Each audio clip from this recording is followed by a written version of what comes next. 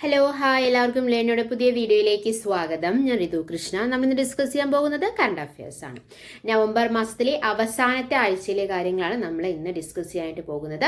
അതായത് നവംബർ 25 തൊട്ട് നവംബർ 30 വരെയുള്ള കാര്യങ്ങളാണ് നമ്മൾ നോക്കാനായിട്ട് പോകുന്നത്. നവംബർ മാസത്തിലെ ആദ്യത്തെ ആഴ്ചയിലെയും രണ്ടാമത്തെ ആഴ്ചയിലെയും മൂന്നാമത്തെ ആഴ്ചയിലെയും കറണ്ട് അഫയേഴ്സ് എല്ലാം നമ്മൾ നമ്മുടെ ചാനലിൽ അപ്ലോഡ് ചെയ്തിട്ടുണ്ട്. അപ്പം നമ്മൾ ഇന്ന് നോക്കാൻ പോകുന്നത് നവംബർ 25 തൊട്ട് 30 വരെയുള്ള കാര്യങ്ങളാണ്. നമുക്ക് സമയം ഒട്ടും കളയാനില്ല. വേഗം നമുക്ക് നമ്മുടെ വീഡിയോയിലേക്ക് കിടക്കാം. ആദ്യത്തെ ചോദ്യം ഇതാണ്: where will the world's first high altitude para sports centre be established എന്നാണ് ചോദ്യം. എവിടെയാണ്? ലേയിലാണ് അല്ലേ? ലേയിലാണ് world's first high altitude para sports establish ചെയ്യാൻ പോകുന്നത്. ലേ എവിടെയാണ്? ലഡാക്കിലാണല്ലേ. ഇന്ത്യയുടെ വടക്കേ അതിർത്തിയിലെ കേന്ദ്രപ്രദേശമായ ലഡാക്കിലെ ഒരു ജില്ലയാണല്ലേ. ഹിമാലയ രാജ്യമായ ലഡാക്കിന്റെ തലസ്ഥാനമായിരുന്നു ജില്ലയിലെ ഈ ലേ നഗരം എന്ന് പറയുന്നത്. പഴയ ലഡാക്ക് രാജവംശത്തിലെ കൊട്ടാരം ഇപ്പോഴും അവിടെ സ്ഥിതി ചെയ്യുന്നുണ്ട്. 45,110 ചതുരശ്ര കിലോമീറ്റർ വിസ്തീർണമുള്ള ഇത് വിസ്തൃതിയുടെ കാര്യത്തിൽ രാജ്യത്തെ രണ്ടാമത്തെ വലിയ ജില്ലയാണ്. വിസ്തീർണത്തിന്റെ കാര്യത്തിൽ രാജ്യത്തെ ആദ്യത്തെ വലിയ ജില്ല ഏതാണ്? ഗുജറാത്തിലെ കച്ചാണ്. അപ്പൊ രണ്ടാമത്തെ വലിയ ജില്ല എന്ന് പറയുന്നത് ലേ നഗരമാണ്. ഇന്ത്യയുടെ വടക്കേ അതിർത്തിയിലെ കേന്ദ്രപ്രദേശമായ ലഡാക്കിലെ ഒരു ജില്ലയാണ് ലേ അല്ലേ. അടുത്ത ചോദ്യം, രണ്ടാമത്തെ ചോദ്യം: when is world diabetes day celebrated every year? എന്നാണ് വേൾഡ് ഡയബറ്റീസ് ഡേ? എന്നാണ് ചോദ്യം. എന്നാണ്? November 14 world diabetes day. അതിന്റെ തീം എന്താണ്? What is the theme of world diabetes day? Theme എന്താണ്? Breaking barriers, bridging gaps. Breaking barriers, bridging gaps is the theme of World Diabetes Day 2024. അടുത്ത ചോദ്യം, മൂന്നാമത്തെ ചോദ്യം: who has been awarded the Booker Prize 2024? അല്ലെ, ഈ വർഷത്തെ Booker പ്രൈസിന് അർഹയായത് ആരാണ് എന്നാണ് ചോദ്യം. ആരാണ്? Samantha Harvey. Samantha Harvey has been awarded the Booker Prize 2024. Samantha Harvey British എഴുത്തുകാരിയാണ് അല്ലെ. ഈ വർഷത്തെ ബുക്കർ സമ്മാനത്തിന് അർഹയായി മാറിയിരിക്കുകയാണ്. ബഹിരാകാശം പശ്ചാത്തലമായിട്ടുള്ള ഓർബിറ്റൽ എന്ന നോവലിനാണ് കേട്ടോ പുരസ്കാരം. 50,000 പൗണ്ട്, അതായത് ഏകദേശം 53.75 ലക്ഷം രൂപ വരും. അതാണ് ബുക്കർ പ്രൈസിന്റെ സമ്മാന തുക എന്ന് പറയുന്നത്. 50,000 പൗണ്ടാണ്, അതായത് 53.75 ലക്ഷം രൂപ. 5 വനിതകൾ ഉൾപ്പെടെ 6 പേരടങ്ങുന്ന ചുരുക്കപ്പട്ടികയിൽ നിന്നാണ് സാമന്ത ഹാർവിയുടെ ഓർബിറ്റൽ തെരഞ്ഞെടുക്കപ്പെട്ടത്. ഭൂമിക്ക് വേണ്ടി സംസാരിക്കുന്ന എല്ലാവർക്കുമായാണ് ഈ നോവൽ സമർപ്പിച്ചിട്ടുള്ളത്. ഓക്കെ, നമ്മൾ ഈ ബുക്കർ പ്രൈസ് നേടുന്ന ഒരു ബുക്ക് എന്നൊക്കെ പറയുമ്പോൾ വലിയ ബുക്കായിരിക്കാം, ഒരുപാട് പേജുകൾ ഉണ്ടായിരിക്കാം എന്നൊക്കെ വിചാരിക്കും അല്ലേ. എന്നാൽ 136 പേജുകൾ മാത്രമുള്ള ഒരു ഇത്തിരി കുഞ്ഞൻ പുസ്തകത്തിലൂടെ ഭാവനയുടെ ഒരു വലിയ ലോകം തന്നെ തുറന്നിടുന്നതാണ് സമാന്തയുടെ ഓർബിറ്റൽ എന്നുള്ള ബുക്ക് വരുന്നത് കേട്ടോ. അതായത് 136 പേജ് മാത്രമേ ഉള്ളൂ. ആദ്യത്തെ ബുക്കർ പുരസ്കാര നേട്ടമാണ് സമാന്തയുടെ ആദ്യത്തെ ബുക്കർ പുരസ്കാര നേട്ടമാണിത്. ബഹിരാകാശ നിലയത്തിൽ നിന്നും ഭൂമിയെ നിരീക്ഷിക്കുന്ന 6 ബഹിരാകാശ യാത്രികരുടെ കഥയാണ് ഓർബിറ്റൽ എന്നുള്ളൊരു book. America, Russia, Italy, Britain എന്നിവിടങ്ങളിൽ നിന്നും വ്യത്യസ്ത മിഷനുകളിലായി ബഹിരാകാശത്തെ യാത്രികർ 24 മണിക്കൂറിനുള്ളിൽ 16 സൂര്യോദയങ്ങളും അസ്തമയങ്ങളും സാക്ഷിയാകുന്നതുമായി ബന്ധപ്പെട്ട അഭൗമ വിശേഷങ്ങളിലൂടെയാണ് നോവൽ പുരോഗമിക്കുന്നത്. കോവിഡ് ലോക്ക്ഡൌൺ കാലത്താണ് ഓർബിറ്റൽ എന്ന നോവലിന്റെ രചനയുടെ തുടക്കം എന്ന് പറയുന്നത്. രാജ്യാന്തര ബഹിരാകാശ നിലയത്തിലെ സംഭവങ്ങൾ ഭൂമിയിൽ ഇരുന്ന് സങ്കല്പിച്ച് എഴുതുന്നതിലെ അതിശോക്തി കാരണം ഒരു ഘട്ടത്തിൽ ഈ പുസ്തകം പാതി വഴി ഉപേക്ഷിക്കുന്നതിനെ പറ്റിയും സമാന്ത ചിന്തിച്ചിരുന്നു എന്നാണ് മനസ്സിലാക്കാൻ കഴിഞ്ഞിട്ടുള്ളത്. പ്രമേയത്തെ വ്യത്യസ്തത കൊണ്ട് തന്നെ വിസ്മയം തീർത്ത സമാന്ത ഹാർവിയുടെ ഓർബിറ്റൽ വൻ ജനപ്രീതി നേടിയ കൃതിയായി മാറിക്കഴിഞ്ഞിരിക്കുകയാണ്. അപ്പോൾ എഴുത്തുകാരി എന്നതിന് പുറമെ ശില്പിയായും പേരെടുത്ത സമാന്ത ഹാർവി 1975 ബ്രിട്ടനിലെ ക്ലെന്റിലാണ് ജനിച്ചത്. തത്വശാസ്ത്രത്തിലും ക്രിയാത്മക രചനയിലും ഉന്നത ബിരുദം നേടിയുള്ള സമാന്ത ഇംഗ്ലണ്ടിലെ ബാത്ത് സ്പാ സർവകലാശാലയിലെ ക്രിയേറ്റീവ് റൈറ്റിംഗ് വിഭാഗം റീഡർ കൂടിയാണ്. 2023 ഒക്ടോബർ 1 2024 സെപ്റ്റംബർ 30 ഇടയിൽ പ്രസിദ്ധീകരിച്ച 156 പുസ്തകങ്ങളാണ് ഇത്തവണ പുരസ്കാരത്തിനായി പരിഗണിക്കപ്പെട്ടിട്ടുള്ളത് കേട്ടോ. അപ്പൊ ചുരുക്കപ്പട്ടികയിലേക്ക് തിരഞ്ഞെടുക്കപ്പെട്ട 6 രചയിതാക്കളിൽ 5 പേരും സ്ത്രീകളായിരുന്നു. ബുക്കർ സമ്മാനത്തിന്റെ 55 വർഷത്തെ ചരിത്രത്തിൽ ഇതാദ്യമായാണ് ചുരുക്കപ്പട്ടികയിൽ ഇത്രയേറെ സ്ത്രീകൾ ഇടം നേടിയിട്ടുള്ളത്. 136 പേജുള്ള ഓർബിറ്റൽ ബുക്കർ നേടുന്ന രണ്ടാമത്തെ ഏറ്റവും ചെറിയ പുസ്തകമാണെന്ന പ്രത്യേകത കൂടി ഉണ്ട് കേട്ടോ. അപ്പൊ ബുക്കർ നേടുന്ന രണ്ടാമത്തെ ഏറ്റവും ചെറിയ പുസ്തകം ഏതാണ്? ഓർബിറ്റലാണ്. അപ്പോൾ ആദ്യത്തെ പുസ്തകം ഏതാണ്?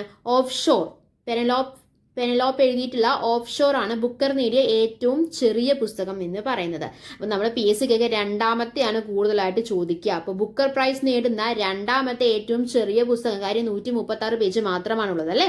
132 പേജുള്ള ഓഫ് ഷോർ ആണ് നമ്മൾ പറഞ്ഞു ഏറ്റവും ചെറിയ പുസ്തകം എന്ന് പറയുന്നത്.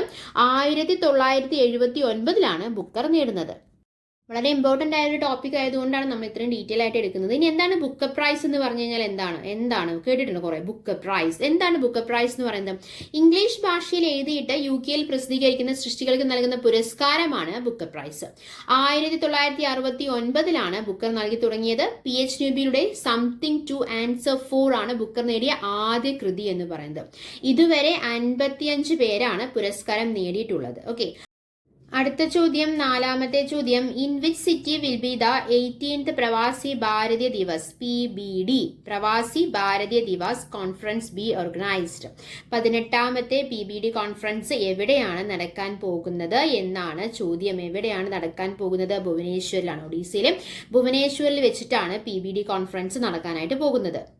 ഭുവനേശ്വറിലാണ് നടക്കാൻ പോകുന്നത് പറഞ്ഞല്ലേ. ഭുവനേശ്വർ എന്ന് പറയുമ്പോൾ ഒഡീഷയുടെ തലസ്ഥാന നഗരമാണ്. ക്ഷേത്ര നഗരം, കത്തീഡ്രൽ സിറ്റി എന്നൊക്കെ അറിയപ്പെടുന്ന നഗരമാണ് കേട്ടോ ഭുവനേശ്വർ. ഒഡീഷയിലെ തന്നെ ഏറ്റവും വലിയ നഗരമാണ് ഭുവനേശ്വർ. പൂർവ്വതീര റെയിൽവേയുടെ ആസ്ഥാനം, ഈസ്റ്റ് കോസ്റ്റ് റെയിൽവേയുടെ ആസ്ഥാനമാണ് ഭുവനേശ്വർ എന്ന് പറയുന്നത്. ഉദയഗിരി ഗുഹകള്, ബന്ധഗിരി ഗുഹകള് സ്ഥിതി ചെയ്യുന്ന നഗരമാണ് ഇത് ഭുവനേശ്വർ എന്ന് പറയുന്നത്. ഇൻസ്റ്റിറ്റ്യൂട്ട് ഓഫ് ലൈഫ് സയൻസിന്റെ ആസ്ഥാനം, അതുപോലെ തന്നെ പൂർവ്വതീര റെയിൽവേയുടെ ആസ്ഥാനം എന്ന് പറഞ്ഞു. അതുപോലെ തന്നെ ഇൻസ്റ്റിറ്റ്യൂട്ട് ഓഫ് ലൈഫ് സയൻസിന്റെ ആസ്ഥാനം ഇത് തന്നെയാണ്, ഭുവനേശ്വർ തന്നെയാണ്. ബിജു പട്നായിക് അന്താരാഷ്ട്ര വിമാനത്താവളം സ്ഥിതി ചെയ്യുന്ന നഗരം ഭുവനേശ്വറാണ്. ഒഡീഷ സ്റ്റേറ്റ് മ്യൂസിയം, ഉൽക്കൽ യൂണിവേഴ്സിറ്റി സ്ഥിതി ചെയ്യുന്നതൊക്കെ എവിടെയാണ്? ഭുവനേശ്വറിൽ തന്നെയാണ്. ഒഡീഷ എന്ന് പറയുമ്പോൾ എന്താണ്? ഇന്ത്യയുടെ ആത്മാവ് എന്നറിയപ്പെടുന്നതാണ് അല്ലെ. ഒഡീഷ എന്ന് പറയുന്നത് ഇന്ത്യയുടെ ആത്മാവ്. ഇന്ത്യയുടെ ഹൃദയം ഏതായിരുന്നു? മധ്യപ്രദേശ് ആയിരുന്നു. അപ്പോൾ ഇത് ഇന്ത്യയുടെ ആത്മാവാണ്. പ്രാചീന കാലത്ത് കലിംഗ, ഉത്കല എന്നീ പേരുകൾ അറിയപ്പെട്ട സംസ്ഥാനമാണ് ഒഡീഷ. വൈദ്യുതിയുടെ ഉൽപാദനവും വിതരണവും സ്വകാര്യവൽക്കരിച്ച ആദ്യ സംസ്ഥാനമാണ് ഒഡീഷ എന്ന് പറയുന്നത്. പ്രാവിനെ തപാൽ സംവിധാനങ്ങൾക്ക് ഉപയോഗിച്ചിരുന്ന സംസ്ഥാനമാണ് അല്ലെ. പണ്ട് രാജാക്കന്മാരൊക്കെയാണ് ഉപയോഗിക്കുന്നുണ്ടായിരുന്നത് അല്ലെ. അപ്പൊ പ്രാചീന കാലത്ത് കലിംഗ, ഉത്കല എന്നൊക്കെ പറയുമ്പോൾ പ്രാവിനെ തപാൽ സംവിധാനങ്ങൾക്ക് ഉപയോഗിച്ചിരുന്ന സംസ്ഥാനമാണ് ഏത്? ഒഡീഷ. ഏറ്റവും അധികം മാംഗനീസ് ഉൽപ്പാദിച്ചിരുന്ന സംസ്ഥാനമാണ്. മാംഗനീസ് ഏറ്റവും അധികം ഉൽപ്പാദിച്ചിരുന്ന സംസ്ഥാനമാണ് ഒഡീഷ എന്ന് പറയുന്നത്. റൂർക്കൽ ഇരുമ്പുരുക്കശാല സ്ഥിതി ചെയ്യുന്ന സംസ്ഥാനമാണ്. ഇന്ത്യയുടെ ആത്മാവ് എന്നറിയപ്പെടുന്ന സംസ്ഥാനമാണ്. പ്രശസ്തമായ കലിംഗ യുദ്ധം നടന്ന സംസ്ഥാനമാണ്. പാരദീപ് തുറമുഖം സ്ഥിതി ചെയ്യുന്ന സംസ്ഥാനമാണ്. ശതമാനാടിസ്ഥാനത്തിൽ കൂടുതൽ പേർ ദാരിദ്ര്യരേഖയ്ക്ക് താഴെയുള്ള സംസ്ഥാനമാണ്. ബാലിയാത്ര എന്ന ആഘോഷം പ്രചാരത്തിലുള്ള സംസ്ഥാനമാണ് ഒഡീഷ എന്ന് പറയുന്നത്. രൂപീകരിച്ച വർഷം 1956 നവംബർ 1 തലസ്ഥാനം ഭുവനേശ്വരാണ്. സംസ്ഥാന മൃഗം സംബാർ, സംസ്ഥാന പക്ഷി ഇന്ത്യൻ റോളർ, സംസ്ഥാന പുഷ്പം അശോക ഫ്ലവർ. അടുത്ത ചോദ്യം, അഞ്ചാമത്തെ ചോദ്യം. Who is the new prime minister of Mauritius? മൗറീഷ്യസിലെ പുതിയ പ്രധാനമന്ത്രി ആരാണ് എന്നാണ് ചോദ്യം. ആരാണ്? നവീൻ രാംഗുലാം. മൗറീഷ്യസിന്റെ പുതിയ പ്രധാനമന്ത്രിയായിട്ട് നവീൻ രാംഗുലാമിനെയാണ് നവംബർ 13 നിയമിച്ചിരിക്കുന്നത്. പൊതു തെരഞ്ഞെടുപ്പിൽ 62.6% വോട്ടോടെയാണ് മുൻ പ്രധാനമന്ത്രി കൂടിയായിട്ടുള്ള രാംഗുലാമിന്റെ നേതൃത്വത്തിലുള്ള അലയൻസ് ഫോർ ചേഞ്ച് വിജയിച്ചിട്ടുള്ളത് കേട്ടോ. 4ാം തവണയാണ് നവീൻ മൗറീഷ്യസിന്റെ പ്രധാനമന്ത്രിയായിട്ട് തെരഞ്ഞെടുക്കപ്പെടുന്നത്. നോട്ട് ചെയ്യുക, 4ാം തവണ. ആറാമത്തെ ചോദ്യം. Who has won the international hockey federation best goal keeper award of the year? അപ്പോൾ രാജ്യാന്തര ഹോക്കി ഫെഡറേഷന്റെ അല്ലെ ഈ വർഷത്തെ മികച്ച ഗോൾ കീപ്പർക്കുള്ള പുരസ്കാരം നേടിയത് ആരാണ് എന്നാണ് ചോദ്യം. Who has won the international hockey federation best goal keeper award of this year 2024 അല്ലെ. ആരാണ്? മലയാളി താരമാണ്. ഇന്ത്യയുടെ മലയാളി താരമായിട്ടുള്ള PR ശ്രീജേഷ് ആണ് ഈ വർഷത്തെ രാജ്യാന്തര ഹോക്കി ഫെഡറേഷന്റെ മികച്ച ഗോൾ കീപ്പർക്കുള്ള പുരസ്കാരം നേടിയത്. 3ാം തവണയാണ് കേട്ടോ. ഇത് 3ാം തവണയാണ് ശ്രീജേഷ് ലോകത്തെ മികച്ച ഗോൾ കീപ്പറായി തെരഞ്ഞെടുക്കപ്പെടുന്നത്. പാരീസ് ഒളിമ്പിക്സിൽ വെങ്കല മെഡൽ നേട്ടത്തോടെ ശ്രീജേഷ് വിരമിച്ചിരുന്നു. ഇന്ത്യൻ ക്യാപ്റ്റൻ ഹർമൻപ്രീത് സിംഗിനാണ് മികച്ച താരത്തിനുള്ള പുരസ്കാരം. അപ്പൊ മികച്ച താരം ആരാണ്? ഇന്ത്യൻ ക്യാപ്റ്റനായിട്ടുള്ള ഹർമൻപ്രീത് സിംഗ് ആണ്. ഓക്കെ, ഏഴാമത്തെ ചോദ്യം. Who won Satyajit Ray lifetime achievement award this year? വീണ്ടും അവാർഡാണ് അല്ലെ. Satyajit Ray lifetime achievement award നേടിയത് ആരാണ് എന്നാണ് ചോദ്യം. ആരാണ്? ഫിലിപ്പ് നോയ്സ് ആണ്. ഈ വർഷത്തെ Satyajit Ray lifetime achievement പുരസ്കാരത്തിന് ഫിലിപ്പ് നോയ്സിനെയാണ് തെരഞ്ഞെടുത്തത്. ഓസ്ട്രേലിയയിൽ നിന്നുള്ള സംവിധായകനും നിർമ്മാതാവുമാണ് ഫിലിപ്പ് നോയ്സ്. ഗോവ വേദിയായിട്ട് രാജ്യാന്തര ചലച്ചിത്രമേളയിൽ അനുബന്ധിച്ച് ഇന്ത്യ സമ്മാനിക്കുന്നതാണ് പുരസ്കാരം എന്ന് പറയുന്നത്. ഓസ്ട്രേലിയയാണ് ഈ വർഷത്തെ ഫിലിം ഫെസ്റ്റിവലിലെ ഫോക്കസ് രാജ്യം. സംവിധായകൻ അശുതോഷ് ഗവാരിക്കർ ആണ് ജൂറി അധ്യക്ഷൻ. അടുത്ത ചോദ്യം, എട്ടാമത്തെ ചോദ്യം. Who is the first batsman to score 3 centuries in 1 year in international T20 cricket? അതായത് രാജ്യാന്തര 2020 ക്രിക്കറ്റിൽ ഒരു വർഷത്തിൽ 3 സെഞ്ചുറി നേടുന്ന ആദ്യ ബാറ്റർ എന്ന റെക്കോർഡ് നേടിയ താരം ആരാണ് എന്നാണ് ചോദ്യം. അതായത് രാജ്യാന്തര 2020 ക്രിക്കറ്റിൽ ഒരു വർഷത്തിൽ 3 സെഞ്ചുറി അല്ലേ, അത് നേടുന്ന ആദ്യ ബാറ്റർ എന്ന റെക്കോർഡ് നേടിയത് ആരാണ്? മലയാളിയാണ്, നമ്മുടെ അഭിമാനമാണ്. ആരാണ്? ഇന്ത്യയുടെ മലയാളി താരം സഞ്ജു സാംസൺ ആണ്.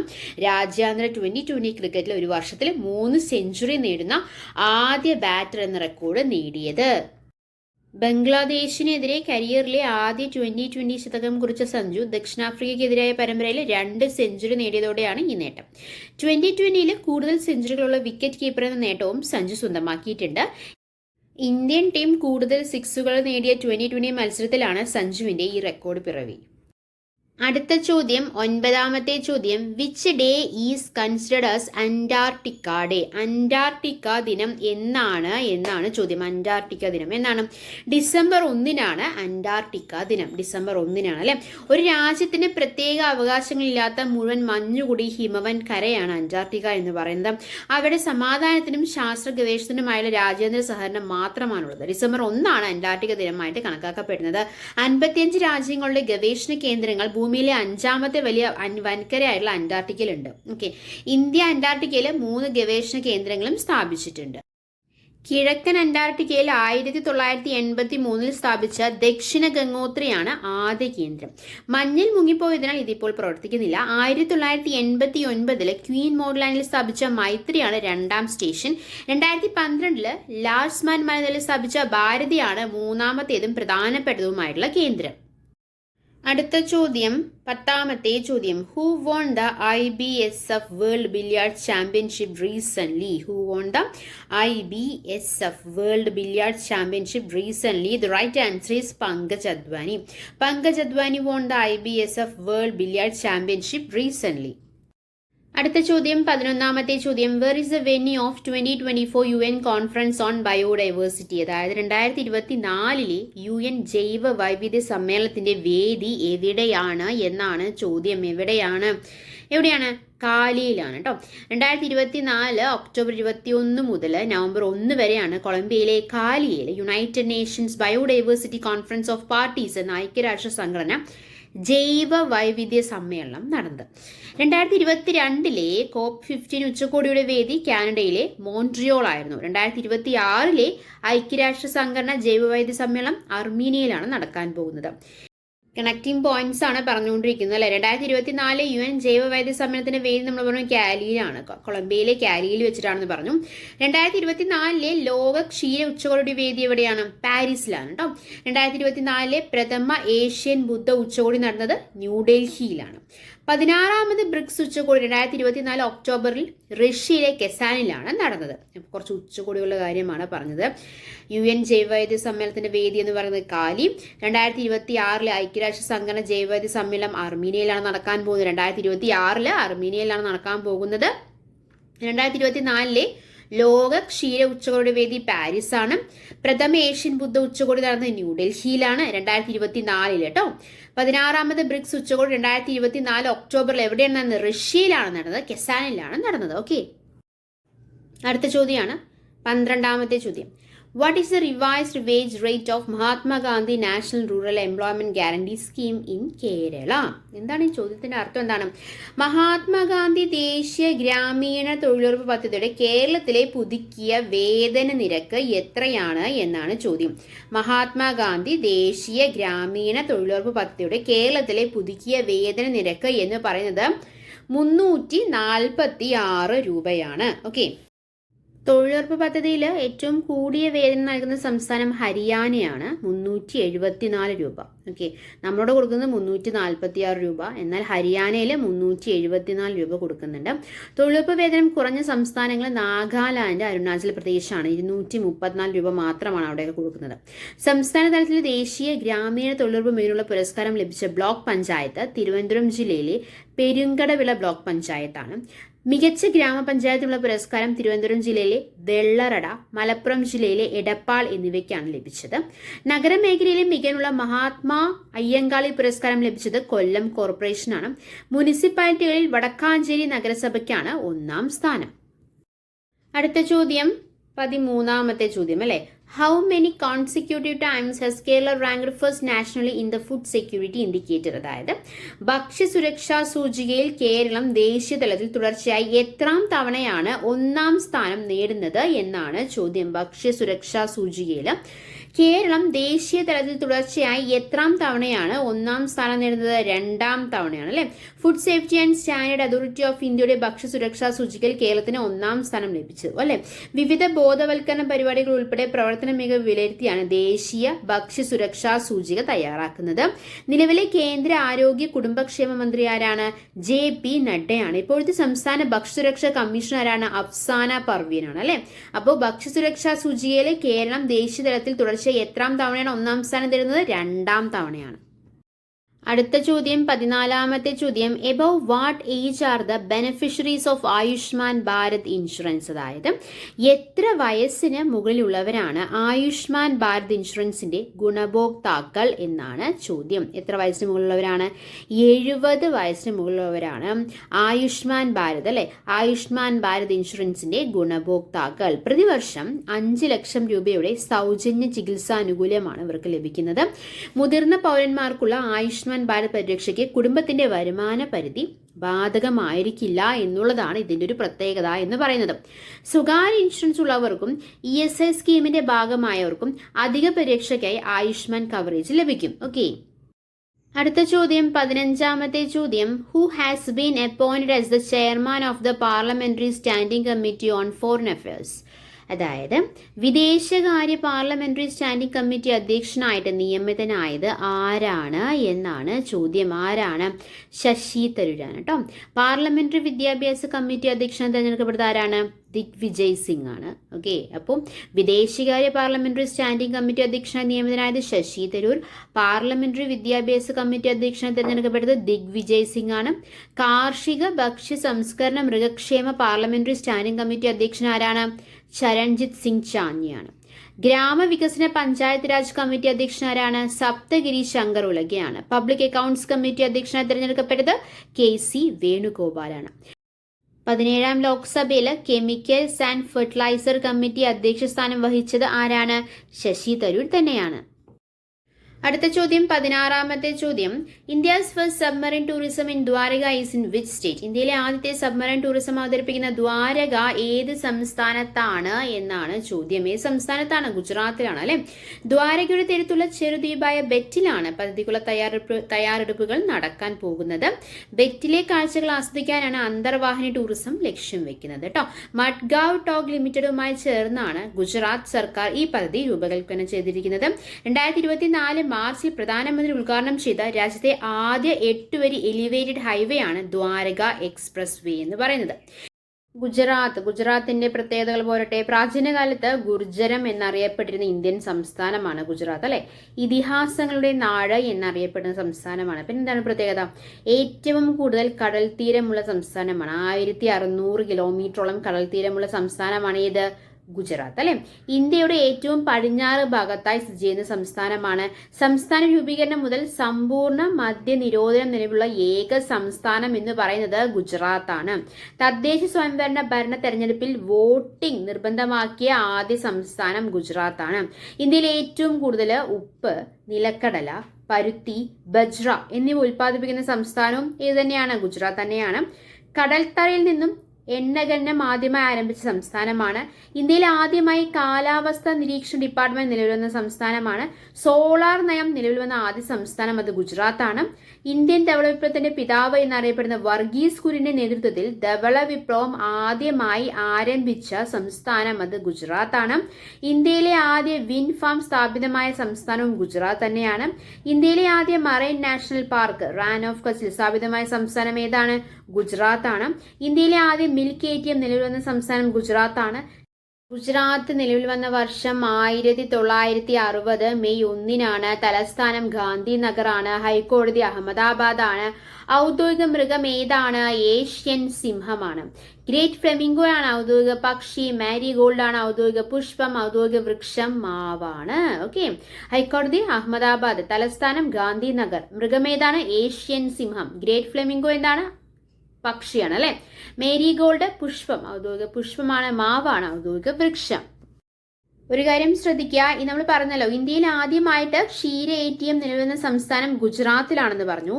എന്നാൽ കേരളത്തിൽ ആദ്യമായി ക്ഷീര ATM നിലവിൽ വന്ന ജില്ല ഏതാണ്? എറണാകുളമാണ്. കേരളത്തിൽ എറണാകുളമാണ്, ഇന്ത്യയിൽ ഗുജറാത്താണ്. ഓക്കെ, ദേശീയ ക്ഷീര വികസന ബോർഡിന്റെ ആസ്ഥാനം ഗുജറാത്താണ്.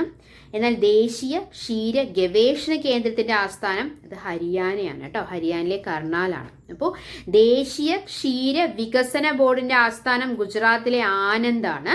ദേശീയ ക്ഷീര ഗവേഷണ കേന്ദ്രത്തിന്റെ ആസ്ഥാനം ഹരിയാനയിലെ കർണാലാണ്.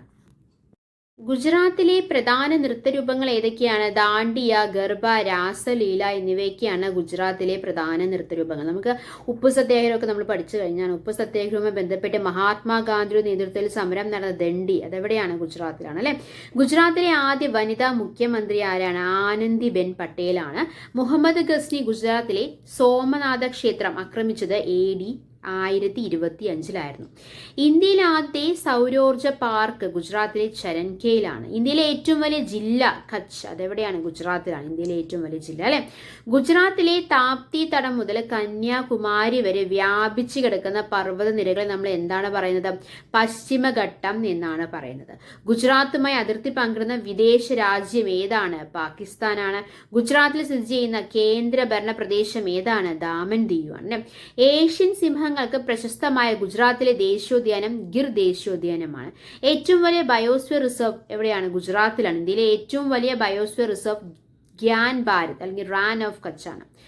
ഗുജറാത്തിൽ ഗോത്ര കൂട്ടക്കൊല നടന്ന വർഷം 2002. ഏറ്റവും കൂടുതൽ കാലം ഗുജറാത്ത് ഭരിച്ച മുഖ്യമന്ത്രി ആരാണ്? നരേന്ദ്രമോദിയാണ്. 2001 തൊട്ട് 2014 വരെയാണ് നരേന്ദ്രമോദി അവിടെ ഭരിച്ചത്. ഏറ്റവും കൂടുതൽ കാലം ഗുജറാത്ത് ഭരിച്ച മുഖ്യമന്ത്രി ആരാണ്? നരേന്ദ്രമോദിയാണ്. 2001 തൊട്ട് 2014 വരെ. ഗുജറാത്തിലെ ആദ്യ തലസ്ഥാനം ഏതാണ്? അഹമ്മദാബാദാണ്. ഇപ്പോൾ ഗാന്ധിനഗറാണെന്ന് പറഞ്ഞു. എന്നാൽ ആദ്യ തലസ്ഥാനം അഹമ്മദാബാദാണ്. നിയമ തലസ്ഥാനം എന്ന് പറയാറുണ്ട്, വ്യവസായിക തലസ്ഥാനം എന്ന് പറയാറുണ്ട്. അഹമ്മദാബാദ് സ്ഥിതി ചെയ്യുന്ന നദീതീരം ഏതാണ്? സബർമതിയാണ്. അഹമ്മദാബാദിന്റെ ആദ്യകാല പേരെന്ന് പറയുന്നത് കർണാവതി എന്നായിരുന്നു. ഇന്ത്യയിലെ ഏറ്റവും വലിയ തലസ്ഥാനേതര നഗരമാണ് അഹമ്മദാബാദ് എന്ന് പറയുന്നത്. ഇന്ത്യയുടെ മാഞ്ചസ്റ്റർ എന്നറിയപ്പെടുന്നു. ഡെനിം സിറ്റി എന്നൊക്കെ അറിയപ്പെടുന്ന നഗരമാണ് അഹമ്മദാബാദ്. സർദാർ വല്ലഭായ് പട്ടേൽ അന്താരാഷ്ട്ര വിമാനത്താവളം, പട്ടേൽ ക്രിക്കറ്റ് സ്റ്റേഡിയം എന്നിവ സ്ഥിതി ചെയ്യുന്ന നഗരം ഏതാണ്? അഹമ്മദാബാദാണ്. ഇന്ത്യയിൽ ആദ്യമായിട്ട് സ്വന്തമായിട്ട് റേഡിയോ നിലയം ആരംഭിച്ച സർവകലാശാല ഏതാണ്? സർദാർ പട്ടേൽ സർവകലാശാലയാണ്. മഹാത്മാഗാന്ധിയുടെ നേതൃത്വത്തിൽ അഹമ്മദാബാദ് ബിൽ സമരം നടന്ന വർഷം 1918 ആണ് കേട്ടോ. മൊറാർജി ദേശായിയുടെ സമാധി സ്ഥലമായിട്ടുള്ള അഭയ്ഗഡ് സ്ഥിതി ചെയ്യുന്ന നഗരവും ഏതാണ്? അഹമ്മദാബാദ് തന്നെയാണ്. അപ്പൊ ഗുജറാത്തിന്റെ ആദ്യ തലസ്ഥാനമായിരുന്നു. അതുപോലെ തന്നെ എന്താണ്? നിയമ തലസ്ഥാനമാണ്, വ്യവസായിക തലസ്ഥാനമാണ്. സ്ഥിതി ചെയ്യുന്ന നദീതീരം ഏതാണ്? സബർമതിയാണ് അല്ലെ. നമ്മൾ പറഞ്ഞല്ലോ അഹമ്മദാബാദിനെ കുറിച്ച് പറഞ്ഞു. ഒരു കാര്യം പറയാൻ വിട്ടുപോയി. ഇന്ത്യയുടെ മാഞ്ചസ്റ്റർ എന്നാണ് അഹമ്മദാബാദ് അറിയപ്പെടുന്നത്. അപ്പോൾ കിഴക്കിന്റെ മാഞ്ചസ്റ്റർ എന്നറിയപ്പെടുന്നത് ഏതാണ്? ഒസാക്കയാണ്. ജപ്പാനിലെ ഒസാക്കയാണ് കിഴക്കിന്റെ മാഞ്ചസ്റ്റർ എന്നറിയപ്പെടുന്നത്. ഇന്ത്യയുടെ മാഞ്ചസ്റ്റർ അഹമ്മദാബാദാണ്. തെക്കേ ഇന്ത്യയുടെ മാഞ്ചസ്റ്റർ കോയമ്പത്തൂരാണ്. വടക്കേ ഇന്ത്യയുടെ മാഞ്ചസ്റ്റർ കാൺപൂരാണ്. കാൺപൂർ എവിടെയാണ്? ഉത്തർപ്രദേശിലാണ് അല്ലെ. അപ്പൊ ഇന്ത്യയുടെ മാഞ്ചസ്റ്റർ എന്നറിയപ്പെടുന്നത് അഹമ്മദാബാദാണ്. കിഴക്കിന്റെ മാഞ്ചസ്റ്റർ എന്നറിയപ്പെടുന്നത് ഒസാക്കയാണ്. തെക്കേ ഇന്ത്യയുടെ മാഞ്ചസ്റ്റർ എന്നറിയപ്പെടുന്നത് കോയമ്പത്തൂരാണ്. വടക്കേ ഇന്ത്യയുടെ മാഞ്ചസ്റ്റർ എന്നറിയപ്പെടുന്നത് കാൺപൂരാണ്. കാൺപൂർ എവിടെയാണ്? ഉത്തർപ്രദേശിലാണ്. ഗുജറാത്തിനെ കുറിച്ച് കുറേ അധികം കാര്യങ്ങൾ നമുക്ക് പറയാനുണ്ട്. പക്ഷെ വളരെ ഇമ്പോർട്ടൻ്റ് ആയിട്ടുള്ള കാര്യങ്ങൾ മാത്രമാണ് ഇവിടെ പറയുന്നത് കേട്ടോ. ഉജാല പദ്ധതി പ്രകാരം 2 കോടി LED ബൾബുകൾ വിതരണം ചെയ്ത ആദ്യ ഇന്ത്യൻ സംസ്ഥാനം അത് ഗുജറാത്താണ്. ഇന്ത്യയിലെ ആദ്യ ഏവിയേഷൻ പാർക്ക് നിലവിൽ സംസ്ഥാനവും ഗുജറാത്ത് തന്നെയാണ്. അഗ്രോ സോളാർ പോളിസി, അതായത് കാർഷിക സൗരോർജ പദ്ധതി നടപ്പിലാക്കിയ ആദ്യ ഇന്ത്യൻ സംസ്ഥാനം ഏതാണ്? ഗുജറാത്ത് തന്നെയാണ്. അതേപോലെ തന്നെ ഇന്ത്യയിലെ പ്രഥമ കോസ്റ്റൽ പോലീസിംഗ് അക്കാദമി സ്ഥാപിതമായ സംസ്ഥാനം ഗുജറാത്ത് തന്നെയാണ്. ബിർസ മുണ്ട ട്രൈബൽ യൂണിവേഴ്സിറ്റി എന്ന സംസ്ഥാനം ഏതാണ്? ഗുജറാത്താണ്. ഇന്ത്യയിൽ ആദ്യമായി ഇക്തിയോറസിന്റെ ഫോസിൽ കണ്ടെത്തിയ സംസ്ഥാനം, അതായത് മത്സ്യപ്പല്ലിയുടെ ഫോസിൽ കണ്ടെത്തിയ സംസ്ഥാനവും ഗുജറാത്ത് തന്നെയാണ്. അടുത്ത ചോദ്യം 17ാമത്തെ ചോദ്യം. What is India's position in the 2024 world press freedom index? അതായത് 2024 ലോക പത്രമാധ്യമ സ്വാതന്ത്ര്യ സൂചികയിൽ ഇന്ത്യയുടെ സ്ഥാനം എത്രയാണ് എന്നാണ് ചോദ്യം. 2024 ലോക പത്രമാധ്യമ സൂചികയിൽ, സ്വാതന്ത്ര്യ സൂചികയിൽ ഇന്ത്യയുടെ സ്ഥാനം എന്ന് പറയുന്നത് 159 ആണ്. 2023 ലോക പത്രമാധ്യമ സ്വാതന്ത്ര്യ സൂചികയിൽ ഇന്ത്യയുടെ റാങ്ക് 161 ആയിരുന്നു. കുറച്ച് ഇമ്പ്രൂവ് ആയിരുന്നു, 159 ആയിട്ടുണ്ട് അല്ലെ. 2024 ലോക സന്തോഷ സൂചികയിൽ ഇന്ത്യയുടെ സ്ഥാനം നമ്മൾ പറഞ്ഞിട്ടുണ്ടായിരുന്നു അല്ലെ. എത്രയാണ്? 126 ആണ്. ആഗോള സമാധാന സൂചികയിൽ ഇന്ത്യയുടെ റാങ്ക് എത്രയാണ്? 116 ആണ് കേട്ടോ. രാജ്യാന്തര ബൗദ്ധിക സ്വത്തവകാശ സൂചികയിൽ ഇന്ത്യയുടെ സ്ഥാനം എത്രയാണ്? 42 ആണ്. സുസ്ഥിര വികസന സൂചികയിൽ ഇന്ത്യയുടെ സ്ഥാനം എത്രയാണ്? 109 ആണ്. അപ്പം 2024 ലോക പത്രമാധ്യമ സ്വാതന്ത്ര്യ സൂചികയിൽ ഇന്ത്യയുടെ സ്ഥാനം 159, ലോക സന്തോഷ സൂചികയിൽ ഇന്ത്യയുടെ സ്ഥാനം 126, ആഗോള സമാധാന സൂചികയിൽ ഇന്ത്യയുടെ റാങ്ക് 116, രാജ്യാന്തര ബൗദ്ധിക സ്വത്തവകാശ സൂചികയിൽ ഇന്ത്യയുടെ റാങ്ക് 42, 2024 സുസ്ഥിര വികസന സൂചികയിൽ ഇന്ത്യയുടെ സ്ഥാനം എന്ന് പറയുന്നത് 109. അപ്പോൾ നമ്പറുകൾ ഏതൊക്കെയാണ്? 159, 126, 116, 42, 109. 2023 ലോക പത്രമാധ്യമ സ്വാതന്ത്ര്യ സൂചികയിൽ ഇന്ത്യയുടെ റാങ്ക് എത്രയായിരുന്നു? 161 ആയിരുന്നു. ഇപ്പൊ എത്രയായി? 159 ആയി. അടുത്ത ചോദ്യം 18ാമത്തെ ചോദ്യം. Who is the present chief secretary of Kerala? അതായത് കേരളത്തിന്റെ നിലവിലെ ചീഫ് സെക്രട്ടറി ആരാണ് എന്നാണ് ചോദ്യം. ആരാണ്? ശാരദാ മുരളീധരൻ. കേരളത്തിലെ നിലവിലെ ചീഫ് സെക്രട്ടറി ആരാണ്? ശാരദാ മുരളീധരനാണ്. കേരളത്തിലെ 49ാം ചീഫ് സെക്രട്ടറിയാണ് ശാരദാ മുരളീധരൻ. കേരള ചീഫ് സെക്രട്ടറി പദവി വഹിക്കുന്ന 5ാമത്തെ വനിതയും. അതായത് 49ാം ചീഫ് സെക്രട്ടറിയാണ് ആര്? ശാരദാ മുരളീധരൻ. എത്രാമത്തെ വനിതയാണ്? 5ാമത്തെ വനിതയാണ്. 49ാം ചീഫ് സെക്രട്ടറി, 5ാമത്തെ വനിത. പത്മ രാമചന്ദ്രൻ, നീലഗംഗാധരൻ, ലിസി ജേക്കബ്, നളിനി നെറ്റോ എന്നിവരാണ് കേരളത്തിൽ ചീഫ് സെക്രട്ടറി ആയിട്ടുള്ള മറ്റ് വനിതകൾ. കേരളത്തിന്റെ 48ാമത് ചീഫ് സെക്രട്ടറി ആയിരുന്ന ഡോക്ടർ വി വേണുവിന്റെ ഭാര്യയാണ് ശാരദാ മുരളീധരൻ. ഓക്കെ, അപ്പൊ കേരളത്തിന്റെ 48ാമത് ചീഫ് സെക്രട്ടറി ആരായിരുന്നു? ഡോക്ടർ വി വേണു ആയിരുന്നു. അദ്ദേഹത്തിന്റെ ഭാര്യയാണ് ശാരദാ മുരളീധരൻ. 49ാം ചീഫ് സെക്രട്ടറിയാണ്. 5ാമത്തെ വനിത കൂടിയാണ് ആര്? ശാരദാ മുരളീധരൻ.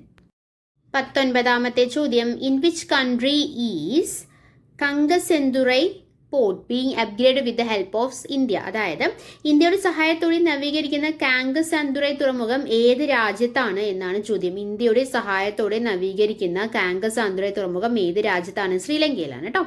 ശ്രീലങ്കയുടെ വടക്കൻ മേഖലയിലുള്ള കാങ്കസെന്തുറൈ തുറമുഖം പോണ്ടിച്ചേരിയിലെ കാരക്കൽ തുറമുഖത്തു നിന്നും 104 കിലോമീറ്റർ അകലെയാണ് സ്ഥിതി ചെയ്യുന്നത്.